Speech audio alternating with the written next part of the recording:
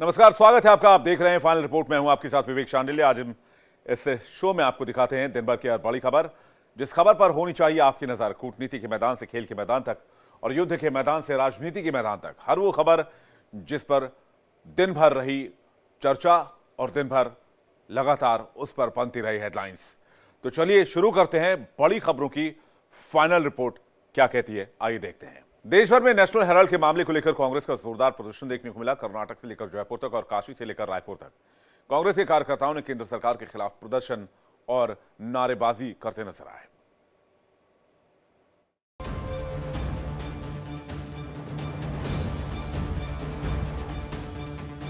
National Herald मामले को लेकर एक बार फिर से सत्ता पक्ष और विपक्ष आमने सामने है। जहां सत्ताधारी बीजेपी इस मामले को लेकर कांग्रेस नेता सोनिया गांधी और राहुल गांधी पर हमलावर हैं, तो वहीं मंगलवार को कोर्ट का फैसला आने के बाद से कांग्रेस ने भी सरकार पर पलटवार शुरू कर दिया है।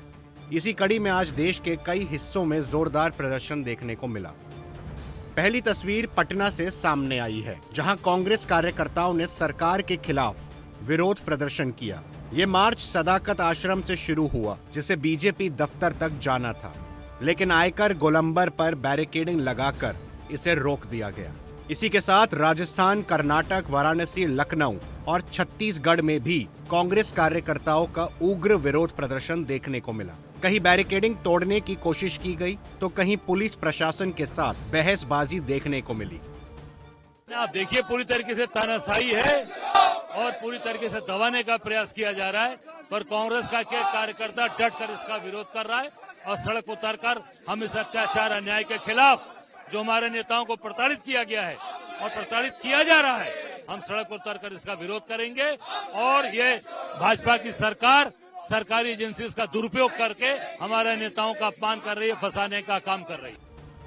वहीं इस मामले को लेकर बीजेपी ने कांग्रेस पर तीखा हमला बोला है। बीजेपी के राष्ट्रीय प्रवक्ता गौरव भाटिया ने कहा कि सोनिया गांधी और राहुल गांधी इस मामले में आरोपी हैं और जमानत पर बाहर हैं। उन्होंने कहा, ये कहना गलत नहीं होगा कि सबसे भ्रष्ट परिवार यही फर्जी गांधी परिवार है। सोनिया गांधी एक्यूज नंबर 1 अभी भी है, राहुल गांधी एक्यूज नंबर 2 अभी भी है। दूसरा तथ्य यह है, ये जो 420 चीटिंग धोखाधड़ी का मामला है, नेशनल हेराल्ड एजेल कंपनी की 2000 करोड़ रुपए की संपत्ति जो इन्होंने हड़पी है, इसमें 7 साल की सजा है और ये मामला अभी चल रहा है, खत्म नहीं हुआ है। इससे पहले कांग्रेस के राष्ट्रीय अध्यक्ष ने भी प्रधानमंत्री नरेंद्र मोदी और गृह मंत्री अमित शाह से इस्तीफा की मांग की थी। उन्होंने ये आरोप लगाया कि यह मामला गांधी परिवार को परेशान करने के लिए राजनीतिक प्रतिशोध के तहत दर्ज कराया गया है। Bureau report, India daily. Jammu Kashmir में जम्मू में माता वैष्णो देवी श्राइन बोर्ड द्वारा संचालित माता Vaishno Devi institute of medical excellence में 50 में से 42 मुस्लिम छात्रों के चयन का मामला विवादों में था। आपको याद होगा, हमने भी यह खबर आपको दिखाई थी। इन मुस्लिम छात्रों को इंस्टीट्यूट से बाहर निकालने के लिए श्री माता वैष्णो देवी शंकर समिति ने जम्मू श्रीनगर राष्ट्रीय राजमार्ग पर अब इसे लेकर प्रदर्शन शुरू कर दिया है।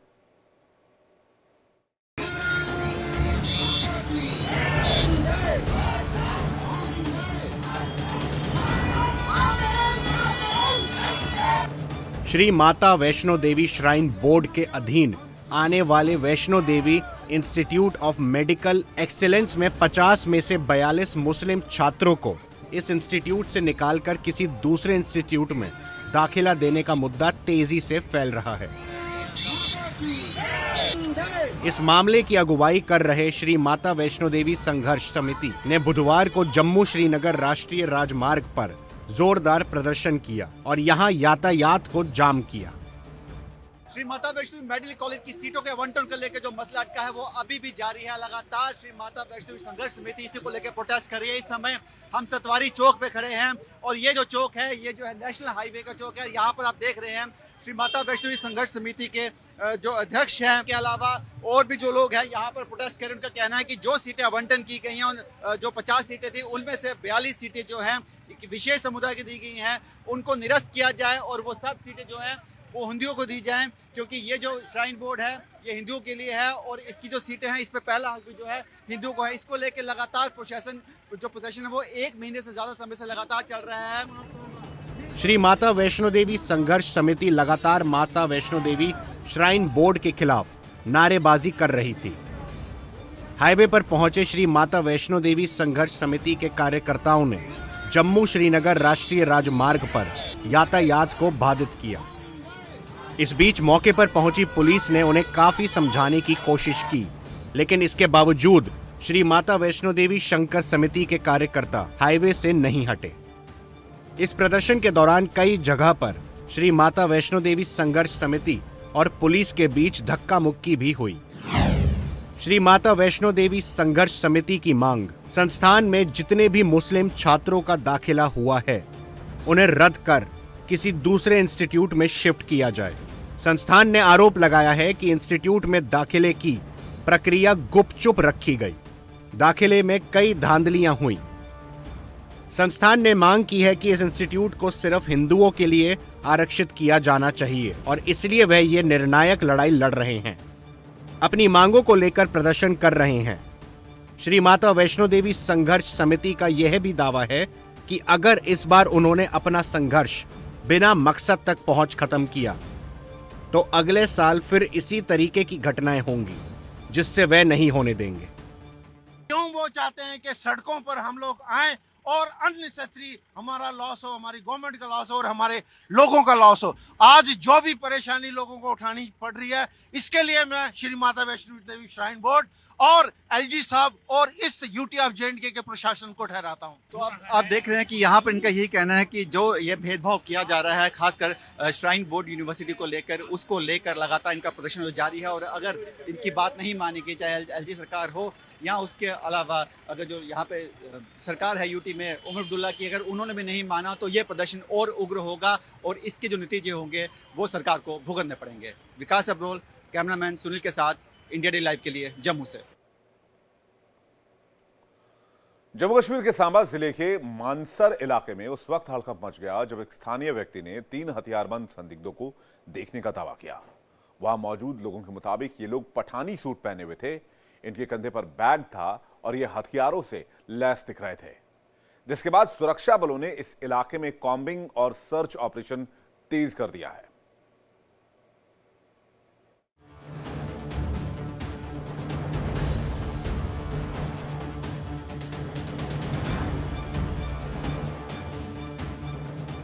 जम्मू कश्मीर के सांबा जिले में सुरक्षा बलों ने हाई अलर्ट जारी कर दिया है। यहां के मानसर इलाके में 3 संदिग्ध आतंकवादियों को देखने जाने की खबर से हड़कंप मच गया है। एक स्थानीय व्यक्ति के दावे के बाद पुलिस और सुरक्षा बलों ने तुरंत एक्शन लेते हुए एक बड़ा संयुक्त तलाशी अभियान शुरू कर दिया है। चश्मदीद के मुताबिक यह घटना मानसर के चरवा इलाके की है। उसने 3 लोगों को हथियारों के साथ देखा। इनमें से 2 आतंकियों ने पठानी सूट पहन रखा था और उनके कंधों पर भारी पिट्ठू बैग थे। यह हुलिया अक्सर घुसपैठ करने वाले आतंकियों का होता है। स्थानीय नागरिक ने समझदारी दिखाते हुए पहले अपने दोस्तों को और फिर पुलिस को इसकी जानकारी दी। सूचना मिलते ही सुरक्षा बलों ने पूरे इलाके की घेराबंदी कर दी है। जंगल और आसपास के रास्तों पर सघन तलाशी ली जा रही है ताकि आतंकी किसी भी हाल में बचकर भाग ना सके। सांबा में संदिग्धों की मौजूदगी ने सुरक्षा एजेंसियों की चिंता बढ़ा दी है, क्योंकि यह घटना ऐसे समय में हुई है जब जम्मू कश्मीर में आतंकी गतिविधियां और उनके खिलाफ सुरक्षा बलों की कार्रवाई दोनों तेज है। घाटी में आतंकी नेटवर्क को ध्वस्त करने के लिए लगातार ऑपरेशन चलाए जा रहे हैं। सांबा अलर्ट से ठीक पहले उधमपुर जिले के मजालता तहसील में सुरक्षा बलों और आतंकियों के बीच भीषण गोलीबारी हुई थी। सोहन गांव में जैश-ए-मोहम्मद के आतंकियों के छिपे होने की सूचना पर एसओजी ने ऑपरेशन चलाया था। इस दौरान कांस्टेबल अमजद पठान शहीद हो गए, जबकि शुरुआती गोलीबारी में एक आतंकी के घायल होने की भी खबर है। जमीनी कार्रवाई के साथ साथ पुलिस कीबोर्ड वारी असर पर टूट पड़ी है। काउंटर इंटेलिजेंस कश्मीर ने सोशल एक्टिविज्म की आड़ में चल रहे एक बड़े आतंकी भर्ती नेटवर्क का भांडाफोड़ किया है। श्रीनगर, बारामूला, पुलवामा समेत 7 जिलों में 12 ठिकानों पर छापे मारे गए। पुलिस ने 12 संदिग्धों को हिरासत में लिया है और उनके पास से 10 मोबाइल, 1 लैपटॉप और 14 सिम कार्ड जब्त हुए हैं। सुरक्षा बल अब सिर्फ बंदूकधारियों को नहीं बल्कि उनके पूरे सपोर्ट सिस्टम को खत्म कर रहे हैं। ओवरग्राउंड वर्कर्स, ऑनलाइन प्रोपेगेंडा फैलाने वाले और हवाले के जरिए टेरर फंडिंग करने वाले अब सीधे निशाने पर हैं। ऐसा करके सुरक्षा बल का मकसद साफ है, आतंकियों की मदद करने वाली हर कड़ी को तोड़ना है। Bureau report, India daily. प्रधानमंत्री नरेंद्र मोदी अफ्रीकी देश इथियोपिया में सर्वोच्च सम्मान द ग्रेट ऑनर निशान ऑफ इथियोपिया से सम्मानित हुए। इसके बाद उन्होंने इथियोपिया की संसद के जॉइंट सेशन को संबोधित करते हुए इथियोपिया को शेरों की धरती बताया।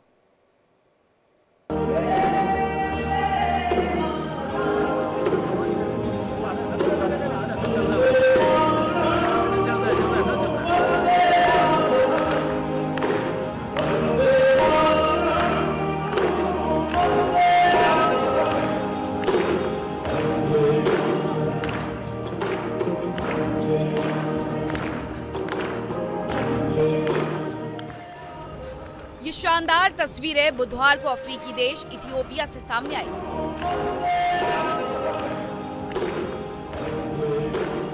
भारत के प्रधानमंत्री नरेंद्र मोदी ने आज इथियोपिया की संसद के संयुक्त सत्र को संबोधित किया।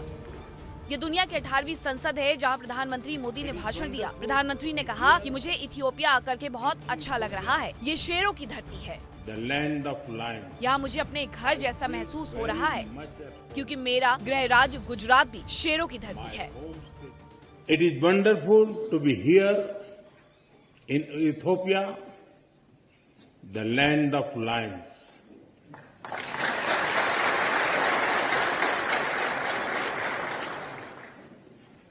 I feel very much at home because my home state Gujarat in India is also home to lions.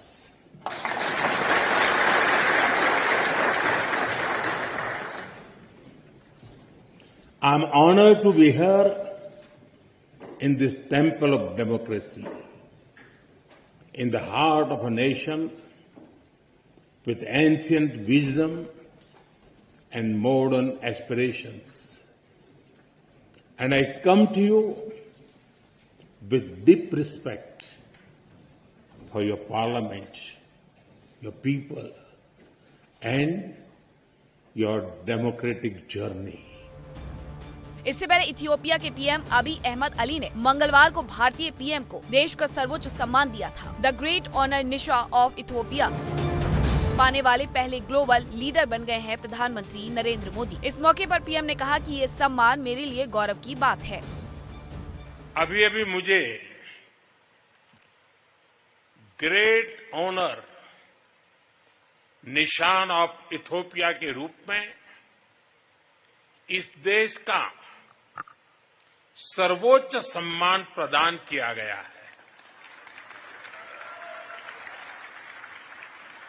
विश्व की अति प्राचीन और समृद्ध सभ्यता द्वारा सम्मानित किया जाना मेरे लिए बहुत गौरव की बात है। मैं सभी भारतवासियों की ओर से इस सम्मान को पूरी विनम्रता और कृतज्ञता से ग्रहण करता हूं। पीएम मंगलवार को ही इथियोपिया पहुंचे थे। अफ्रीकी देश में ये उनका पहला दौरा है। पीएम अबी अहमद अली ने नेशनल पैलेस में उनका औपचारिक स्वागत किया। इस दौरान दोनों नेताओं ने द्विपक्षीय बैठक भी की। Bureau report, India daily. Congress के वरिष्ठ नेता और महाराष्ट्र के पूर्व मुख्यमंत्री पृथ्वीराज चौहान ने कल ऑपरेशन सिंदूर को लेकर एक विवादित बयान दिया था, जिस पर देश भर में सियासी घमासान छिड़ा हुआ है। इसके बावजूद चौहान अपने बयान पर माफी मांगने से इनकार कर रहे हैं।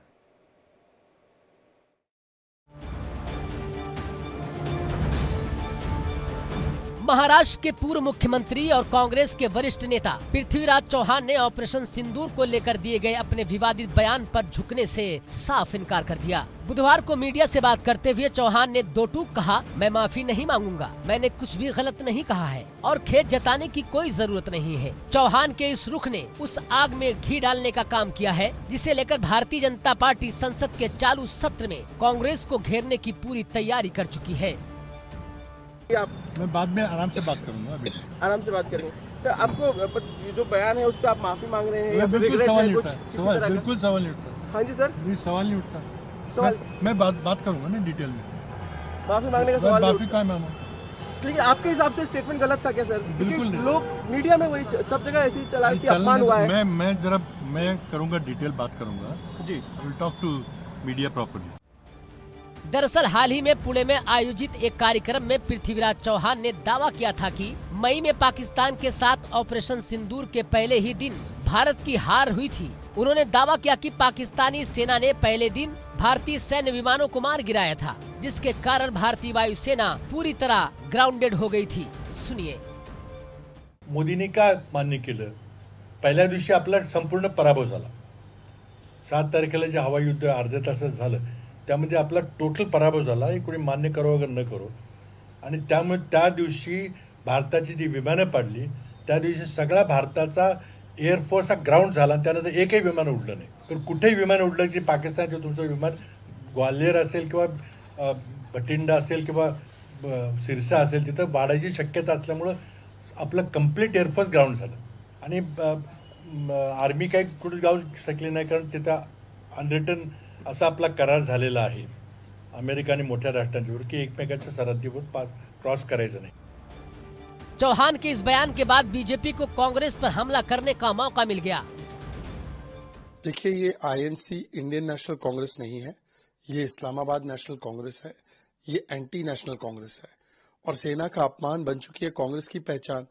सड़क का गुंडा कहना, कारगिल विजय दिवस 5 वर्ष नहीं मनाना, surgical strike, Balakot air strike पर सवाल खड़े करना और ऑपरेशन सिंदूर पर भी सवाल खड़े करना और हमारे सेना के मनोबल को विजय दिवस के दिवस पर चोट पहुंचाना। और ये कोई पृथ्वीराज चौहान का स्टेटमेंट नहीं है, राहुल गांधी ने भी यही कहा है। राहुल गांधी ने कहा सेना की पिटाई हो गई, राहुल गांधी ने कहा ऑपरेशन सिंदूर सरेंडर था, राहुल गांधी ने कहा सेना की क्या आवश्यकता है। तो ये सारे स्टेटमेंट्स राहुल गांधी के, इसलिए राहुल गांधी या कांग्रेस पार्टी कोई कार्रवाई नहीं करती है पृथ्वीराज चौहान पर। और ये इनका फैशन और पैशन बन चुका है कि सेना का करो अपमान, पाकिस्तान का करो गुणगान, यही कांग्रेस की बन चुकी है पहचान। केंद्रीय मंत्री गिरिराज सिंह ने पृथ्वीराज चौहान के बयान पर पलटवार करते हुए कहा कि सेना का अपमान देश नहीं सहेगा। इसके आगे गिरिराज सिंह ने कहा कि ये विपक्ष कांग्रेस की आदत बन गई है, ये लोग देश हित के बारे में सोच ही नहीं सकते। सेना के शौर्य पर किसी को गाली देने का अधिकार नहीं है।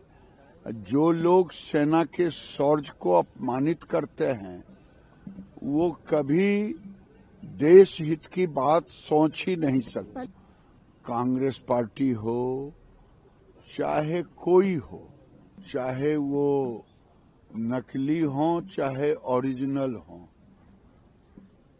लेकिन विपक्ष और कांग्रेस की एक आदत सी बन गई है कि देश को अपमानित करना, सेना के शौर्य को अपमानित करना, ये देश कभी बर्दाश्त नहीं करेगा।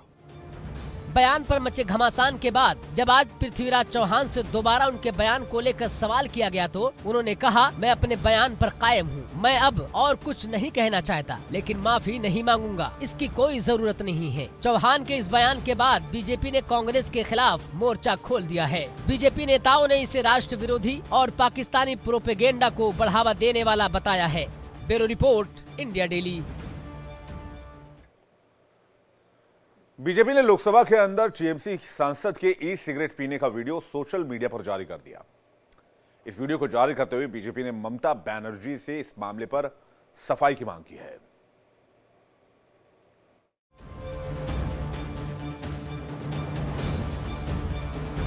लोकसभा के अंदर ई सिगरेट पीने का मामला गर्माता जा रहा है। भाजपा ने बुधवार को टीएमसी पर निशाना साधते हुए सदन के अंदर का वीडियो शेयर किया है। बता दें कि पिछले शुक्रवार को तृणमूल सांसद के खिलाफ भाजपा सांसद अनुराग ठाकुर ने लोकसभा स्पीकर ओम बिरला के पास लिखित शिकायत दर्ज की थी। भाजपा की ओर साझा किए गए इस वीडियो में टीएमसी के सांसद सदन के अंदर ई सिगरेट पीते नजर आ रहे हैं। बीजेपी नेता अमित मालवीय ने एक्स पर वीडियो शेयर करते हुए लिखा, बीजेपी ने एक्स पर लिखा, जिस टीएमसी सांसद पर भाजपा सांसद अनुराग ठाकुर ने संसद के अंदर ई सिगरेट पीने का आरोप लगाया है, वह कोई और नहीं बल्कि कीर्ति आजाद हैं। उनके जैसे लोगों के लिए नियम और कानून साफ तौर पर कोई मायने नहीं रखते। जरा हिम्मत तो देखिए, सदन में रहते हुए हथेली में ई सिगरेट छिपा रखी थी। धूम्रपान करना गैर कानूनी ना हो, लेकिन संसद में इसका इस्तेमाल करना बिल्कुल भी मंजूर नहीं है। ममता बनर्जी अपने सांसद के गलत व्यवहार पर सफाई दें। Member of parliament Kirti Azad का वीडियो सामने आ चुका है। इस वीडियो में स्पष्ट है कि Kirti Azad e cigarette parliament के अंदर स्मोक कर रहे हैं। इससे ये बात क्लियर हो जाती है कि तृणमूल कांग्रेस के एमपी ने पार्लियामेंट्री रूल्स और प्रोसीजर्स के साथ में खिलवाड़ करी है। दरअसल इस मामले के सामने आने के बाद अनुराग ठाकुर ने स्पीकर ओम बिरला से इस मामले को गंभीरता से लेते हुए जांच कराने की मांग की थी। इस पर स्पीकर ने उन्हें आश्वासित किया था कि किसी भी तरह के नियमों के उल्लंघन को बर्दाश्त नहीं किया जाएगा। सदन के नियमों के मुताबिक समुचित जांच कराई जाएगी। Bureau report, India daily. Goa के चर्चित नाइट क्लब अग्निकांड के आरोपी लूथरा ब्रदर्स को आज दिल्ली से गोवा लाया गया, जहां कोर्ट में पेशी के बाद उन्हें 5 दिन की न्यायिक हिरासत में भेज दिया गया है। 6 दिसंबर की रात गोवा के नाइट क्लब में हुए अग्निकांड में 25 लोगों की मौत हो गई थी और उसी रात क्लब मालिक सौरभ लूथरा और गौरव लूथरा हादसे के बाद दिल्ली से थाईलैंड के लिए फरार हो गए थे। गोवा नाइट क्लब में हुए हादसे के बाद से फरार चल रहे लूथरा ब्रदर्स को मंगलवार को थाईलैंड से वापस भारत लाया गया। कल ही दोनों को पटियाला हाउस कोर्ट में पेश किया गया, जहां से कोर्ट ने लूथरा ब्रदर्स को 2 दिन की ट्रांजिट रिमांड पर भेज दिया। आज गोवा पुलिस दोनों भाइयों को फ्लाइट से गोवा लेकर आई। गोवा की स्थानीय अदालत में दोनों को पेश किया गया। यहां कोर्ट ने लूथरा ब्रदर्स को 5 दिन की न्यायिक हिरासत में भेज दिया। जांच एजेंसियों का मानना है कि अब तक मिले दस्तावेजों और बयानों ने मामले में कई महत्वपूर्ण तथ्य उजागर किए हैं। बता दें कि 6 दिसंबर की रात गोवा के बर्च नाइट क्लब में भीषण आग लग गई थी, जिसमें 25 लोगों की जान चली गई थी। इस हादसे के बाद से ही दोनों भाई थाईलैंड भाग गए थे, लेकिन उन्हें थाईलैंड में ही गिरफ्तार कर लिया गया। उनका पासपोर्ट रद्द कर दिया गया, जिसके बाद दोनों को कल भारत लाया गया था। गोवा जाने से पहले एयरपोर्ट पर सर झुकाकर बैठे लूथरा ब्रदर्स की तस्वीर सामने आई है। उनके साथ गोवा पुलिस अधिकारी मौजूद हैं। लूथरा ब्रदर्स ने फोटो खिंचवाने से बचने के लिए अपना सिर झुका लिया। इससे पहले पटियाला हाई कोर्ट में सुनवाई के बाद जब गौरव लूथरा और सौरभ लूथरा की अपने परिजनों से मुलाकात हुई तो दोनों भाई फूट फूट कर रोने लगे। परिजनों को देखकर वे खुद को संभाल नहीं पाए। दरअसल उत्तरी गोवा के आरपोरो गांव में स्थित night club birch by Romeo lane के सह मालिक सौरभ और गौरव लूथरा ब्रदर्स के खिलाफ कानूनी कार्रवाई 6 दिसंबर 2025 की रात को लगी भीषण आग में संबंधित है। नाइट क्लब में लकड़ी की छत पर आग लग गई थी। धीरे धीरे यह आग पूरे नाइट क्लब में फैल गई थी। इस भयंकर आग में पर्यटकों और कर्मचारियों सहित 25 लोगों की जान चली गई थी। नाइट क्लब में आग लगने की जानकारी मिलते ही लूथरा ब्रदर्स ने तड़के ही दिल्ली से थाईलैंड की फ्लाइट पकड़ ली और वहां छिपने के लिए भाग गए थे। Bureau report, India daily. Final report में फिलहाल इतना ही। वक्त एक ब्रेक का है, लेकिन ब्रेक पे जाने से पहले आपको बता दें इंडिया डेली अब आपके स्मार्ट टीवी पर भी मौजूद है। इंडिया डेली 24/7 देखिए अपने स्मार्ट टीवी पर लाइव और लगातार।